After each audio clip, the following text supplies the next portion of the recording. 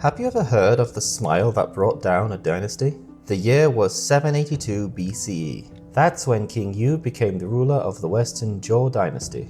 But the dynasty was falling apart. The land had suffered years of drought, people were starving, and a huge earthquake had hit the capital, Haojin. The kingdom was in chaos. But instead of trying to fix any of this, King Yu just gave up.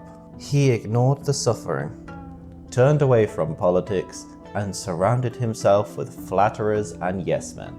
Like the corrupt minister Guo Shifu, the people grew angrier by the day. To make matters worse, King Yu was obsessed with women. He sent people all over the country to find beautiful women. When one official, Yue Shidai, dared to speak up and urge him to take his responsibilities seriously, the king kicked him out. Another minister, Bao Shang, tried to speak honestly and got thrown in jail for 3 years. Bao Shang's family tried everything to get him out. His son heard that the king had a weakness for beauty, so he came up with a plan: find the most beautiful woman in the land.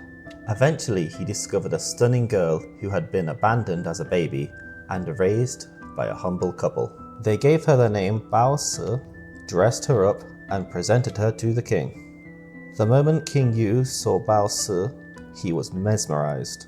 She quickly became his new favorite and let Bao Xiang out of prison. From then on, he completely lost interest in ruling and only had eyes for her.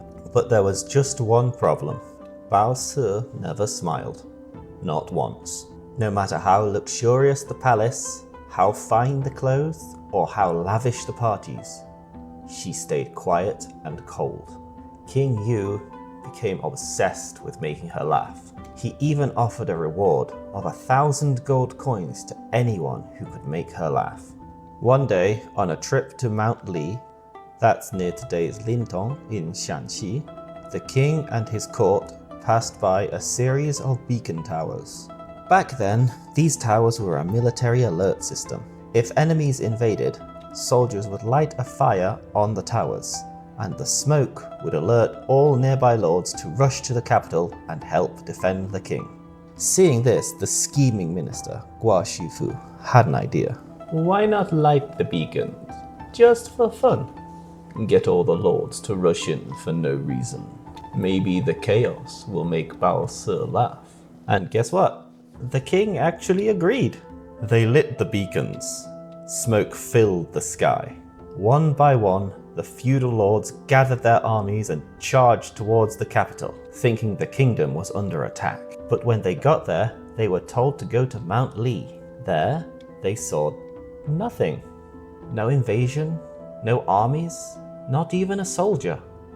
Just the king and Bao Si watching from a tower.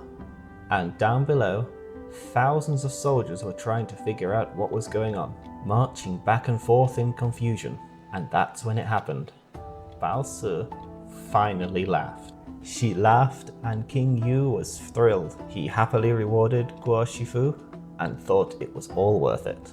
But the lords, they were furious. They'd been tricked, humiliated, and to make matters worse, the king pulled the same stunt again and again, all to make Bao Si smile. A year later, Bao Si gave birth to a son named Boafu. King Yu was so happy he removed his queen, Lady Shen, and disinherited her son, Crown Prince Yiju, all to make Boafu the new heir. Lady Shen, humiliated, went back to her father, the powerful Marquis Shen. When he found out what had happened, and heard the rumors that King Yu might even try to take away his title, he'd had enough. In 772 BCE, the Marquis Shen teamed up with the Zhong state and Western Long tribes. Together, they launched an attack on the capital. King Yu panicked and did the only thing he knew. He lit the beacon fires. Smoke rose into the sky, but nobody came. The lords had been fooled too many times. They thought it was just another joke, so they stayed home. Meanwhile, the Long forces stormed the capital. King Yu, Bao Si, and their son grabbed the royal treasures and ran.